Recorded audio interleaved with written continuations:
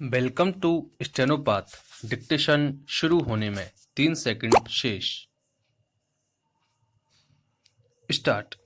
अभियुक्त ने परिवादी से की गई जिरह में कभी भी यह सुझाव नहीं दिया है कि अभियुक्त ने परिवादी से सरिया खरीद नहीं किया हो। विराम।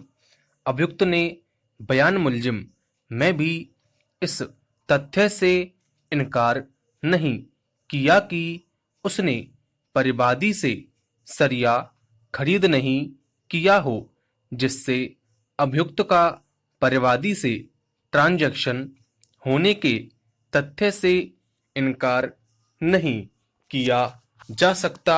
विराम। विवादित बिल को एफएसएल में भेजे जाने का कोई औचित्य नहीं रह जाता है। ऐसी स्थिति में पत्रावली पर ऐसा कोई कारण उपलब्ध नहीं है जिससे विवादित बिल को एफएसएल में भेजा जाना उचित प्रकट होता हो। विराम।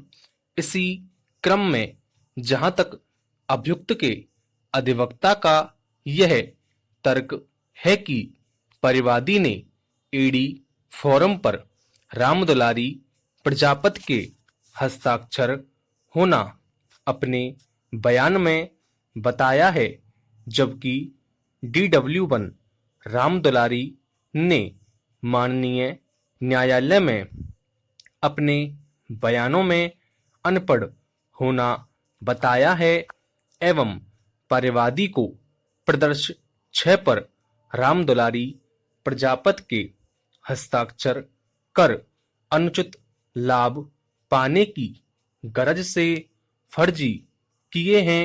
विराम। इस संबंध में न्यायालय का मत है कि प्रकरण में अभियुक्त द्वारा परिवादी के द्वारा अनादरण के संबंध में दिए गए नोटिस का जवाब भी पेश नहीं किया गया है। विराम। अभियुक्त का न्यायालय में उपस्थित होने के बाद कभी भी यह तर्क नहीं रहा कि उसे नोटिस प्राप्त हुआ हो। विराम। साथ ही गवाह DW1 रामदुलारी अभियुक्त की मां है, जो कि उसी घर में रहती है, जो कि अभियुक्त का रजिस्टर्ड पता है। प्रदर्श P6 पर पता सही होना स्वीकार किया है। विराम। परिवादी से मुलजिम ने प्रदर्श 6 AD पर परिवादी द्वारा फर्जी हस्ताक्षर रामदुलारी के होने बाबत कोई जिरह भी नहीं की है। विराम। धारा 27 साधारण खंड अधिनियम 1987 के अंतर्गत डाक से भेजे गए नोटिस की तामील हेतु मुख्य रूप से 3 शर्तें प्रकट होती हैं। विराम। उपरोक्त न्यायिक नजीर व धारा 27 साधारण खंड अधिनियम 1987 के परिशीलन से भी साफ है कि रजिस्टर्ड पते पर भेजी डाक से नोटिस अभियुक्त को प्राप्त माना जाएगा। विराम। ऐसे में जब सही पते पर नोटिस प्राप्त हो चुका है तो मात्र एडी पर उसकी माता के हस्ताक्षर नहीं होने से कोई विपरीत प्रभाव प्रकरण पर नहीं पड़ता है। विराम।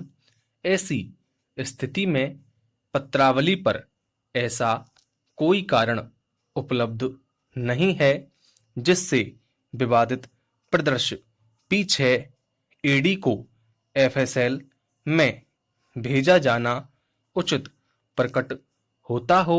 विराम।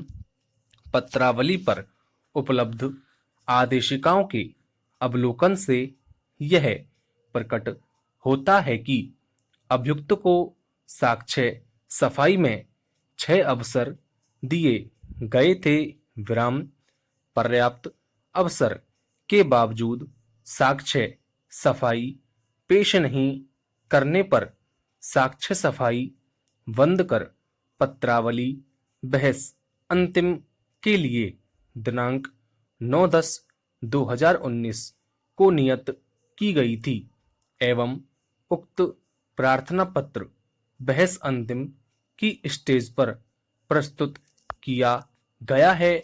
विराम पूर्वोक्त विवेचन अनुसार प्रकरण के तथ्य एवं परिस्थितियों को दृष्टिगत रखते हुए व न्यायिक दृष्टांतों में प्रतिपादित सिद्धांत को दृष्टिगत रखते हुए तथा मामले के न्यायपूर्ण विनिश्चय के लिए अभियोजन पक्ष द्वारा प्रस्तुत हस्तगत प्रार्थना पत्र को स्वीकार किया जाना न्यायोचित प्रतीत होता है। विराम एतद्द्वारा अभियोजन पक्ष द्वारा प्रस्तुत प्रार्थना पत्र अंतर्गत धारा 311 दंड प्रक्रिया संहिता को स्वीकार किया जाकर प्रकरण में परिवादी हरेंद्र शर्मा को साक्ष्य हेतु प्रस्तुत करने बाबत अभियोजन को एक अंतिम अवसर प्रदान किया जाता है। विराम चूंकि प्रकरण वर्ष 2011 से लंबित है तथा सर्वाधिक पुराने प्रकरणों में शुमार है, अतः आगामी पेशी पर उक्त साक्षी के उपस्थित नहीं आने पर उक्त गवाह की साक्ष्य स्वतः समाप्त कर दी जाएगी। विराम।